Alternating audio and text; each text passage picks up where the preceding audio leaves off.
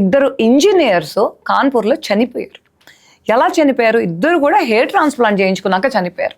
వీళ్ళిద్దరు hair transplantation ఎవరు చేశారు? ఒక డాక్టర్ అనుష్క తివారీ అనే ఆమె డాస్మెటాలజిస్ట్ అని రాసుకుంది. యాక్చువల్లీ ఆమె ఏం డాక్టరు? ఆమె బీడిఎస్ డాక్టర్, ఆమె డెంటిస్ట్ బేసికలీ. అసలు డెంటిస్ట్ ఎందుకు చేయాలా హెయిర్ ట్రాన్స్ప్లాంట్? ఇప్పుడు వీళ్ళిద్దరూ కూడా సిటీలో ఉండే, Kanpur is a big city, and వీళ్ళిద్దరూ చదువులేని వాళ్ళు కాదు, గవర్నమెంట్ ఉద్యోగాలు చేస్తున్న ఇంజనీర్. సో వీళ్ళిద్దరూ ఎలా పడ్డారు ఆ ట్రాప్లోకి? ఎందుకంటే డాక్టర్ సోన్సో కాస్మెటాలజిస్ట్ అంటే వాళ్ళు మెడికల్ డాక్టర్ అనుకుంటారు కానీ ఇలా అనుకోరు కదా. లేకపోతే డెంటిస్ట్ దగ్గరికి ఎందుకు వెళ్ళాలండి? హెయిర్ ట్రాన్స్ప్లాంట్ కోసం కానీ స్కిన్ ట్రీట్మెంట్ కోసం కానీ ఎందుకు వెళ్తారు? సో ఇలా మోసపోయే వాళ్ళకంటే మోసం చెయ్యాలి అని కావాలని చేస్తున్నారండి. సో దానికోసం మేము చాలా ట్రై చేస్తూ ఉండే. సింపుల్ రిక్వెస్ట్ ఏంటంటే, చూసే ప్రతి వాళ్ళకి కూడా మీరు ఏదన్నా ఒక డాక్టర్ దగ్గరికి వెళ్తే ఆ డాక్టర్ ఏం డాక్టరో అడగండి. ఇప్పుడు ప్రతి రియల్ డాక్టర్ కూడా ప్రిస్క్రిప్షన్ ఇస్తారు.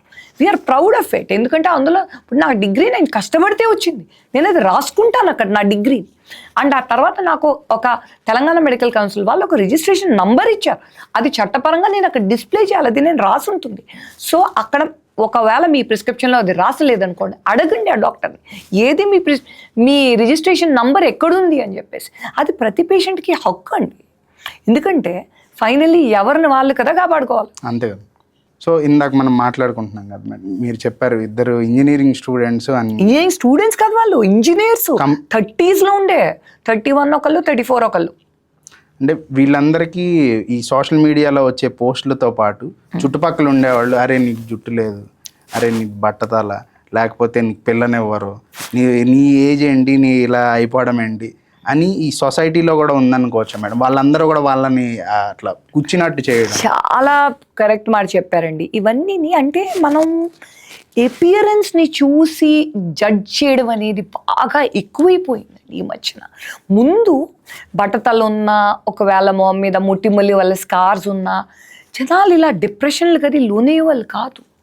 ఎందుకంటే ఇట్ వాజ్ యాక్సెప్టెడ్. ఓకే, కొంతమందికి మంచిగా జుట్టు ఉంటుంది, కొంతమందికి తక్కువ జుట్టు ఉంటుంది. అది ఇప్పుడు అలా కాదు.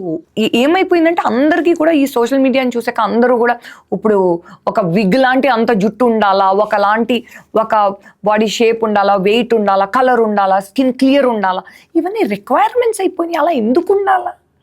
అది మన జీవితానికి అవసరమైంది వస్తువు కాదు కదా. ఇట్స్ సాడ్ అండి, బట్ సొసైటీ అలాగే అవుతుంది.